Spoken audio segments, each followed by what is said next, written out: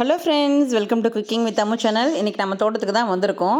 ஏற்கனவே நம்ம கத்திரிக்காய் பறித்தது காமிச்சிருக்கேன். இன்றைக்கும் கத்திரிக்காய் தான் பறிக்க வந்திருக்கேன். நிறைய கத்திரிக்காய் இருந்தது இன்றைக்கி. சரி, அதனால் பறிச்சுட்டு வந்து நம்ம தொக்கு செய்யலாம் அப்படின்ட்டு தான் வந்திருக்கேன். அந்த பாருங்கள், எவ்வளோ ஃப்ரெஷ்ஷாக இருக்குது பாருங்கள். கத்திரிக்காயெலாம் அப்படியே சூப்பராக இருக்குது. நான் கொஞ்சம் பெருசாகிடுச்சு. நான் இது பிஞ்சிலே பறிக்கணும்னு நினச்சேன். பிஞ்சு கத்திரிக்காய் போட்டு காரக்குழம்பு வைக்கலான்ட்டுன்னு. ஆனால் எல்லாமே பெரிய பெரிய காயாகிடுச்சு. அதனால் சரி, இன்றைக்கி கத்திரிக்காய் தொக்கு செஞ்சுக்கலாம் அப்படின்னு பறிச்சிட்ருக்கேன். இன்னொரு நாள் அந்த பிஞ்சு கத்திரிக்காய் வச்சு ஒரு காரக்குழம்பு செஞ்சு காட்டுறேன். பிஞ்சாக இருக்கும் போதே பறிச்சிடலாம். அந்த பிறகு முத்திருச்சு, கொஞ்சம் பெருசாகிடுச்சு. அதனால் இதில் காரக்குழம்பு செஞ்சால் நல்லா இருக்குது. அதனால தான் தொக்கு செய்யலான்னு பறிச்சிட்ருக்கேன். எவ்வளோ ஃப்ரெஷ்ஷாக இருக்குது பாருங்கள். ஃப்ரெஷ்ஷாக நம்ம இந்த மாதிரி கத்திரிக்காய் செய்யும் போது பார்த்திங்கன்னா அதனோடய டேஸ்ட்டே நல்லா டிஃப்ரெண்ட்டாக இருக்கும். இது பாருங்கள், இது கலர் வித்தியாசமாக இருக்குது பாருங்கள். டார்க்காக இல்லாமல் கொஞ்சம் லைட்டாக இருக்குது. இதெல்லாம் நல்லா டார்க்காக இருக்குது. பாருங்கள், 1 கிலோ கிட்டத்தட்ட கிடச்சிருக்கும் நமக்கு கத்திரிக்காய். அதை பறிச்சுட்டு வந்திருக்கேன் பாருங்கள். எவ்வளோ ஃப்ரெஷ்ஷாக இருக்குது பாருங்கள். இதை அப்படியே நான் கட் பண்ணி தான் இன்றைக்கி கத்திரிக்காய் தொக்கு செஞ்சு காட்ட போகிறேன். இது ஆக்சுவலாக பார்த்திங்கன்னா எங்கள் அம்மாலாம் இதை வேக வச்சு கடைவாங்க. நான் கடையாமல் இன்றைக்கி மிக்ஸி ஜாரில் செஞ்சு காட்ட போகிறேன் உங்களுக்கு. இதை பாருங்கள், நல்லா இருக்க பாருங்கள். ஃப்ரெஷ்ஷாக இதை நம்ம கழுவிட்டு வந்துடலாம். நம்ம செடியிலே வந்தனால ரொம்பலாம் அழுக்கு இருக்காது. சும்மா ஒரு தடவை நம்ம கழுவினாலே போதும். இதுக்கு தேவையான அளவு தக்காளி பார்த்திங்கன்னா 4 தக்காளி எடுத்து வச்சுருக்கேன். கட் பண்ணி பார்த்தா தெரியும். ஓரளவுக்கு நிறையா இருந்ததுன்னா ஒரு தக்காளி குறைச்சிக்கலாம். கருவேப்பிலை நல்லா 2-3 கொத்து எடுத்து வச்சுருக்கேன். இஞ்சி பூண்டு எடுத்து வச்சுருக்கேன். வெங்காயம் பெல்லாரி வெங்காயம் ஒரு 4 வெங்காயம் எடுத்திருக்கேன்.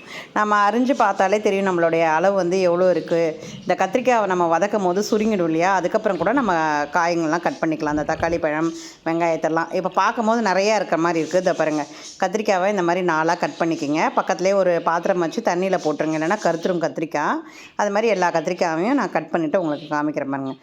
ஒரு கத்திரிக்காவை 2ஆக அரைஞ்சி அதே ஒரு 2 துண்டாக நம்ம அரைஞ்சிக்கலாம். ஏன்னா நான் இன்றைக்கி வதக்கி தான் நம்ம அரைச்சி தான் செய்ய போகிறோம். இதை பாருங்கள், இந்த மாதிரி போட்டு எல்லாத்தையுமே தண்ணியில் அப்படியே அமுக்கி விட்டுருங்க. அப்போ தான் கருக்காது, இல்லைன்னா கருத்துரும் அப்படியே. இப்போ ஒரு வானல் வச்சுக்கலாம். வானலில் கொஞ்சம் நல்லாவே தாராளமாக எண்ணெய் விட்டுக்குங்க. இதை பாருங்கள், எண்ணெய் சூடானோடனே அப்படியே அந்த கத்திரிக்காவை நம்ம வதக்கி எடுக்கணும்.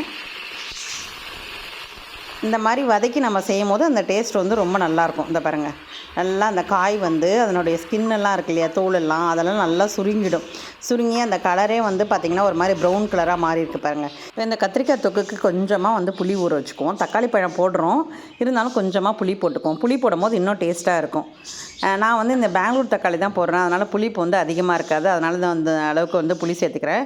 ஃபஸ்ட்டு தண்ணி அப்படியே அலசிட்டு பார்த்திங்கன்னா அந்த ஓடெல்லாம் இருக்கும். அதனால் நான் அதை ஊற்றிட்டு 2வது தண்ணியில் தான் ஊற வைக்கிறேன். நான் எப்பயுமே அந்த மாதிரி தான் ஊற வைப்பேன். உங்கள் புளி நான் எப்படி இருக்குன்னு பார்த்துட்டு அதுக்கு தகுந்த மாதிரி ஊற வச்சுக்கோங்க. இதை பார்த்திங்களா, இந்த கத்திரிக்காயோட ஸ்கின்னெல்லாம் பாருங்கள் எப்படி அப்படியே நல்லா சுருங்கிடுச்சு. இந்த மாதிரி பதத்தில் நம்ம எடுத்து ஆற வச்சுக்குவோம். இப்போ எவ்வளோ 1 கிலோ போட்டது அவ்வளோதான் இருக்குது. நான் அதனால் கொஞ்சம் குறைச்சிக்கலான்னு பார்க்குறேன். நான் 4 வெங்காயம் வச்சுருந்தேன், 4 தக்காளி வச்சுருந்தேன். இப்போல்லாம் 3 வெங்காயம் 3 தக்காளி எடுத்துக்கிட்டேன். பாருங்கள், ஒரு 8 பல் பூண்டு உரிச்சு எடுத்துருக்கேன். இஞ்சி எடுத்து வச்சுருக்கேன். இந்த தக்காளியை நம்ம பேஸ்ட் மாதிரி அரைச்சிக்கலாம். நம்ம அது இந்த திக்னஸாக இருக்கும். அந்த தொக்குக்கு இப்படி நம்ம பொடி பொடியாக கட் பண்ணி போட்டு வதக்கியும் செய்யலாம். இது இந்த மெத்தட் இன்னும் ருசியாக இருக்கும். இதை பாருங்கள், அதை நம்ம பேஸ்ட் மாதிரி நம்ம அரைச்சி எடுத்துகிட்டு காட்டுறேன் பாருங்கள். இது ரொம்ப புளிக்காது. ஏன்னா இது பெங்களூர் தக்காளி. நாட்டு தக்காளியாக இருந்தால் புளிக்கும். நம்ம புளி கொடுத்த தேவையில்ல. அந்த வானல்லே இருக்கிற எண்ணெயிலே நம்ம முந்திரி பருப்பு இல்லை மல்லாட்டை பயிறு நமக்கு எது பிடிக்குதோ அந்த இதை நம்ம வறுத்து எடுத்துக்கலாம். நான் இன்றைக்கி முந்திரி பருப்பு வறுத்து எடுத்துருக்கேன். அதே வானல் இன்னும் கொஞ்சம் எண்ணெய் ஊற்றிட்டு கடுகு 1/2 ஸ்பூன், சீரகம் 1/2 ஸ்பூன் போட்டு பொரிய விட்டுட்டு, இதை பாருங்கள், 3 வெங்காயம் 4 எடுத்துருந்தேன் இல்லையா, அதை குறைச்சிட்டேன். 3 வெங்காயத்தை போட்டு பொடி பொடியாக நறுக்கி நம்ம அப்படியே நம்ம வதக்கி விட வேண்டியதான். இதை பாருங்கள், நல்லா வதங்கட்டும். இப்போ ஒரு கொத்து கருவேப்பிலை நம்ம போட்டு விடுவோம். போட்டு அதையும் நல்லா வதக்குவோம். இஞ்சி பூண்டு அப்படியே ஃப்ரெஷ்ஷாக அரைச்சி போட்டிருக்கேன் 1 ஸ்பூனு. அதையும் நல்லா வதக்கி கொடுங்க. இப்போ அந்த வெங்காயம் இஞ்சி பூண்டு எல்லாமே நல்லா வதங்கட்டும். நம்ம அரைச்சி வச்சுருக்கோம் இல்லையா தக்காளி பழம், அதையுமே போட்டு நல்லா வதக்கி கொடுங்க. நல்லா சுருங்க வதங்கட்டும். பாருங்கள், இந்த மாதிரி நல்லா வதங்கணும். அந்த பச்சை வாசனை போயிட்டு அந்த எண்ணெய்லாம் பிரிஞ்சு மேலே வருது பாருங்கள். இந்த ஸ்டேஜில் தான் நம்ம மசாலாலாம் சேர்க்கப்புறம் உப்பு தேவையான அளவு சேர்த்துக்குங்க. அந்த கத்திரிக்காய்க்கு எவ்வளோ அளவு வேணுமோ அந்த அளவு சேர்த்துக்குங்க. நம்ம மசாலா சேர்த்துக்குவோம். ஒரு சிட்டிக்கு மஞ்சத்தூள் போட்டுக்கோங்க. வெறும் மிளகாத்தூள் 2 ஸ்பூன் சேர்த்துக்குங்க. காரத்துக்கு தகுந்த மாதிரி, உங்கள் காரம் எப்படியோ அதுக்கு தகுந்த மாதிரி போட்டுக்கோங்க. நான் கொத்தமல்லி தூளும் நான் ஈக்குவல் ரேஷியோவில் போடுறேன். 2 ஸ்பூன் போடுறேன். ஜீரகத்தூள் நான் ஃப்ரெஷ்ஷாக நான் அரைச்சி வச்சுருக்கேன். எப்பயுமே அரைச்சி வச்சுக்கிறதுல நான் ஃப்ரெஷ்ஷாக தான் அரைச்சி வச்சுருக்கேன் பாருங்கள். 1 ஸ்பூன் நல்லா அதையுமே சேர்த்துக்குங்க. இப்போ இது எல்லாத்தையும் நல்லா இந்த மசாலா நல்லா வதக்கி கொடுங்க. அந்த பச்சை ஸ்மெல்லாம் போகிற அளவுக்கு நல்லா வதங்கட்டும். கத்திரிக்காய் ஆறிடுச்சு. ஆக்சுவலாக நான் உங்களுக்கு இன்றைக்கி சட்டியில் மத்தில் தான் கடைஞ்சி காமிக்கணும்னு நினச்சேன். கொஞ்சம் மதியம் லஞ்சுக்கு டைம் ஆகிடுச்சுன்றதுனால நான் மிக்சியில் போட்டு அரைச்சிக்கிறேன். எங்கள் அம்மா மத்தில் தான் கடைவாங்க. நான் இன்றைக்கி மிக்ஸி ஜாரில் போட்டு பாருங்கள் இப்படி சுற்றிக்கிட்டேன் நான். இப்போ இந்த கத்திரிக்காவை நம்ம அப்படியே அந்த வானலில் நம்ம கொட்டிடலாம். அந்த பாருங்கள், இந்த வெங்காயம் தக்காளி எல்லாமே நல்லா வதங்கி அந்த நம்ம போட்ட மசாலாவும் நல்லா அந்த பச்சை ஸ்மெல் போயிடுச்சு. இப்போ நம்ம அந்த கத்திரிக்காவை அப்படியே கொட்டிக்கலாம். கொட்டி நல்லா வந்து அந்த மசாலாவோட நல்லா கிளறி கொடுங்க. அடி பிடிக்காத மாதிரி நம்ம ஸ்லோவில் வச்சுக்கணும். ஸ்லோவில் வச்சுட்டு நல்லா கிளறி கொடுங்க. அந்த நம்ம அரைச்சி வச்சுருக்க ஜாரில் வந்து கொஞ்சம் தண்ணி ஊற்றிக்கிங்க. ஒரு 3/4 டம்ளர் தண்ணி ஊற்றி அதையுமே அலசி ஊற்றிக்கிங்க. ஏன்னா அதெல்லாம் கொஞ்சம் வேகணும் இல்லையா, அதுக்காக தான். கேஸை வந்து சிம்லேயே வச்சுட்டு ஒரு 15 நிமிஷம் அப்படியே மூடி விட்டுருங்க.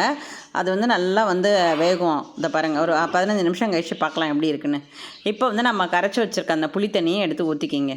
இந்த புளி தண்ணி ஊற்றும் போது இன்னும் நல்லா டேஸ்ட்டாக இருக்கும். நம்மளுடைய அந்த தொக்கும் வந்து வீணாகாது. அதுக்காக தான் அப்படியே நல்லா கிளறி கொடுத்துட்டு ஒரு 5 நிமிஷம் 6 நிமிஷம் அப்படியே நல்லா அது வேகட்டும். பாருங்கள், ஸ்லோவில் வச்சுருங்க.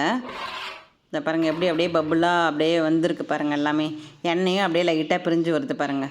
கமன்னு வாசனையாக இருக்கும். நம்ம இந்த ஸ்டேஜில் நம்ம வந்து வறுத்து வச்சுருக்க மல்லாட்டை பயிரோ இல்லை முந்திரி பருப்போ நம்ம அப்படியே தூவிக்கலாம். ரொம்ப டேஸ்ட்டாக இருக்கும். சாப்பிடும்போது ரொம்ப நல்லாயிருக்கும்.